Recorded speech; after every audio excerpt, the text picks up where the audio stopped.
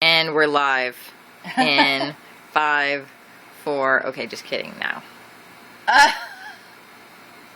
Okay. Beer first. Okay. What are we doing here today? We are making Cuban coffee. Why are we making Cuban coffee? Because it's sweet and black and delicious. Like many Cubans. But not all Cubans, because I am Cuban. But from Miami, okay? So, here you have a Cuban coffee maker. Many Americans will call this a mocha, M-O-K-A. But you can find this pretty much anywhere, okay? There are 3 parts. A bottom part for the water. A middle part where you put the coffee. And a top part where the coffee comes out. How does this all work? Magic. Alright, things you need to know about your coffee maker. This little rubber thing will wear out eventually, but you can buy them wherever you bought this, probably. So, you want to fill this up with water to, like, if you can see this little screw here, which is on this side as well, just under that little screw. Just under that little screw. Just under the little teeny tiny screw. Just under that. Alright. So, filling up this water. Forgive me giving you my back. Right. Okay. Get in on that if you like. Good? Alright. Alright. I keep my Cuban coffee in the freezer. It's not at all required. I do that because it's a little less sticky. For me, anyway. So it's a little more granular. And sometimes it gets clumpy when it's like just out of the package. But this is by no means required. Okay? Tamper. We'll need that in a minute. Alright. So we have the Cuban coffee, which looks like this. It's a very fine grind. And you spoon that very carefully. Not so carefully at first, but very carefully later. Alright. Wiggle it down. What's the big deal, you say? I see those ladies at Versailles and they just jam that shit around. Well, in your house, you don't want to make a giant mess because you have to clean it up. So, and if you don't know, and you're not from Miami, Versailles is a 40-plus-year-old Cuban restaurant. It's a landmark. Very important, so always go to Versailles. Or Versailles, if you are French or American. So, I fill this up pretty good. I'm doing just like a gentle squeeze here. Oops. I'm doing just like a really gentle squeeze just to get it down a little bit on the edges. And then I give sort of a more pressured squeeze in the center. But I don't want to like jam it down too hard. Why? Because then this makes it difficult for the coffee, for the water actually, to pass through the coffee on its way up into the receiver.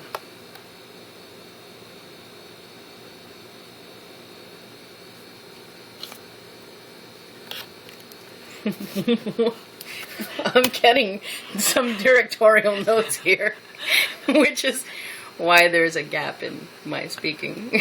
You're supposed to explain that the thing you're tamping the coffee into, you put it into the pot first. The little thingy that you showed. So that little center thing, you know, that looked like this with the little bloop, with the little dangly bit.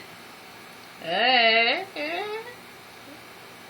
Lucy, you got some playing to do. That thing with the little dangly bit goes into the water. Because, you know, as the water heats up, it is heating up. Heat. And then it bubbles up through the coffee and then into this guy. So it basically erupts right out of there. Alright, then we screw this on super tight. Super tight. Alright. Alright, leave it open with your burner on high while that starts to burn, baby, burn. We do the sugar, because without sugar, it ain't Cuban coffee. It's espresso, okay? Now, this is apparently, by many standards, a, quote, 6-cup Cuban coffee maker. I use 4 heaping spoons of sugar. So Big we got spoons. 1, 2. Yeah, of these bigger spoons, not like a little teaspoon, tablespoon. But you know, it's an actual tablespoon, not a tablespoon measure. If that makes sense. So I use 4 of those for this size pot. Another note, something you want to notice. If you look at this little drippy bit, that's where one of our very good friends used our espresso maker while we were out of town. And what many people do is they put it right there in the middle, as you would, right? But then, you know, the heat melts this. This is plastic, alright? That ain't metal, because you have to be able to hold it from somewhere. So you want to put it off to the side, okay? So that it doesn't burn and get all drippy and look like that. You don't want it to look like that, okay? Because then, one, you have like burned, nasty, plastic, funky smell in your house. And then 2, you have nowhere to grab it from. And let me tell you, I've used some coffee makers like that, and it's not fun. It's just not fun at all. So while that is going, some things to take note of. You are going to want to watch this. Like, it'll start making some noise. You'll start hearing it. And then the blackest, darkest coffee will start coming out of the top. Okay? When that blackest, darkest coffee starts coming out of the top is when you want to pour that blackest, darkest coffee into your sugar. If you don't get to pour that black, dark coffee, that first coffee, into your sugar, you won't be able to make the, in Italian, the crema. But in Spanish or in Cuban, actually I should say Cuban, it's not really in Spanish. In Cuban you would say espumita, okay? The espumita is literally the foam. So the foam will be coming out of, or not the foam, but the coffee will be coming out of there. See, our burner's getting red, red, red hot. And as soon as it does, we're going to be pouring it into here. And then we beat it, beat it, beat it, beat it. You kind of have to do those mouthy things when you do it. So, as soon as that happens, we pour it in there, and then we make the espumita. What happens if you don't do that? If you wait until later, when the weaker coffee starts coming out, then you won't be able to make the foam, the cream, the espumita. It just won't work. You'll try it, and it won't work. A lot of people cheat. Cheaters, my parents included, God love them. And they use this. They use one of these guys. You know, which in a restaurant is called a burr mixer, or this is called a wand mixer in your house. So they use this after the whole pot is made. Don't work at all. You stick it in there with the sugar and you go bah, bah, bah, and you foam it up, and it gives it a quick foam. Now you can hear it start coming out now. Can you hear it? You can almost hear it. Can you hear it? I'll be very quiet now. You heard it? Okay, good. And just talk. Okay, so it all. I want to talk on film. I don't know why. I want you to film it so they can see. You wait until the coffee comes all the way around and touches it. Okay. Good. Yeah, that's good. Good call. See? Because that's how you know when to put it on. Okay. So you can hear it now. And if I come over here, you can actually see some of like the water coming out. This does not always happen, I will tell you what. But I just recently replaced that rubber ring. You can see foam coming out of the top. I just recently replaced that rubber ring. Yeah, steam, sorry.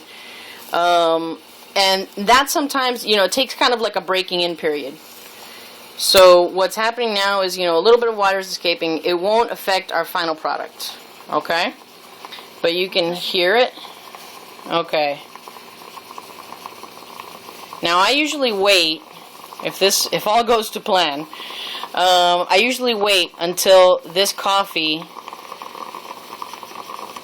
it doesn't always spurt like that all over the place either. I will tell you, man, this is a great time to be filming. Awesome! Okay. Cut to commercial, somebody, quick. Alright, we're going to venture going in there one more time. Alright. You see how it's going crazy in there? Not always how it works. But a little bit of coffee is coming out. You can see that it's very dark and very thick. I'm going to wait a few moments. Risk life and limb. Alright. Now we're going to pour some of this off. How much, you say? Because it's very important, actually. If you pour too much out, again, you won't be able to make the espumita. If you pour too little out, you will make it, but it will be hard. It will be such a pain in the ass. You really won't want to do this ever again. So you can see I've done a pretty good job, you know, of measuring that amount. And you just want to, like, whip it as much as you can. It's painful. Painful right now. Actually, you know you're doing it right if you get, like, this little red divot in the palm of your hand, you know, from the spoon. But you can see how the sugar and that first bit of coffee is already changing color. You want to do this fast because in a minute or two or less, this thing will start going like even worse than it was just a second ago. Alright.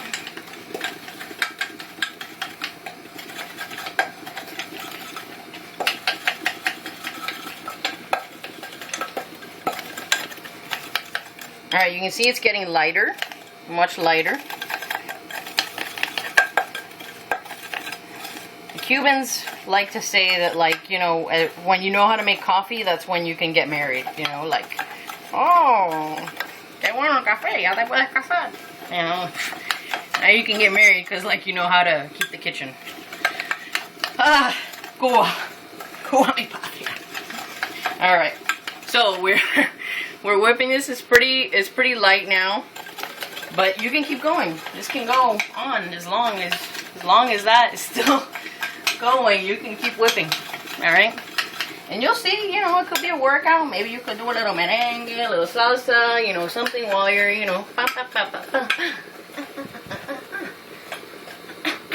you know, some shit like that. Because hey, you know, you gotta get your kicks in somehow. Whip, whip, whip, whip, whip, whip. Alright. See, it's very nice. I try to, you know, scrape it down while I go. Scrape it down a little bit. Pardon me, I'm just wiping the sweat off my brow here. Alright, you see, now, this is when you want to pour it out. Alright. Try to open the top a little bit so you don't get that little spill, but that's fine. Nothing a little sponge won't. Why are you putting it back on the burner? I'm putting it back on the burner because it's not done yet. It's still working for me right now. Alright, so you want to pour out the first little bit and start mixing it up, right?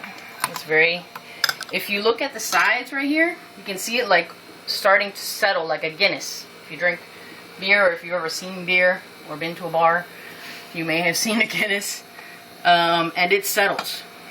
And so does the Cuban coffee when you have the espumita. Alright. You still have like sugar on the spoon, just kind of like give it a little sideways wiggle to sort of shake it off. Let's see if we're going to get any more out of this. Not much. That's about average for what I get.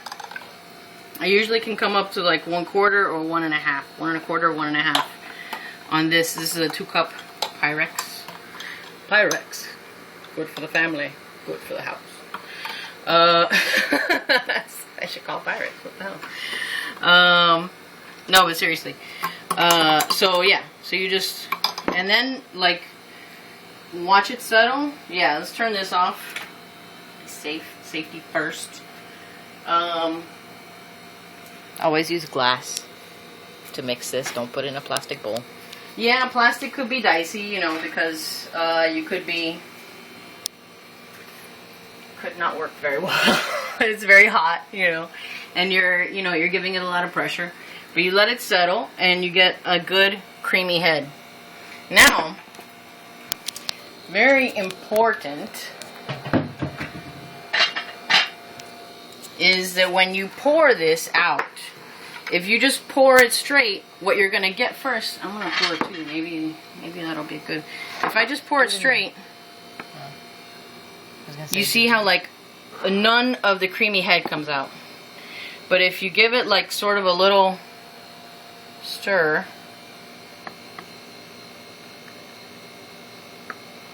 the creamy head comes out. Alright? So you gotta kind of give it a little twirl like that, and then pour, and that's like each time. So like you'll see these women like pouring coffee, and they like do this little jiggly movement. It's not because they have the shakes. They don't have the shakes. They haven't had too much coffee all day. It's because they need to do that to get the foam out. Otherwise, you get this, which like, you know, has a very thin veneer of foam and nothing else. And this has like a nice thick head of foam on it. Espumita. Alright, and the other thing is some people don't like the foam. The foam, you know, obviously as you saw, is like the sugar and the very first parts of the coffee. Some people don't like that because it's like, it's almost like super sweet. Other people, you could just give them a cup of foam and they'd be fine. So yeah, I personally like it, you know, and if you're doing a café con leche, you know, coffee with milk, you can do that really in any proportion that you like. If you like it lighter, you like it darker, but then at the end you can sort of reserve some of this, and you can also scoop it and put it on top, and then play barista and do little designs in your little coffee and make it all nice like you went to a Starbucks or something like that. Okay, so this is pretty much how you have your Cuban coffee. I give one to you, my love. Thank you very much. Ah, thank you very much. Very much. Thank you for coming to my show. Okay, bye bye.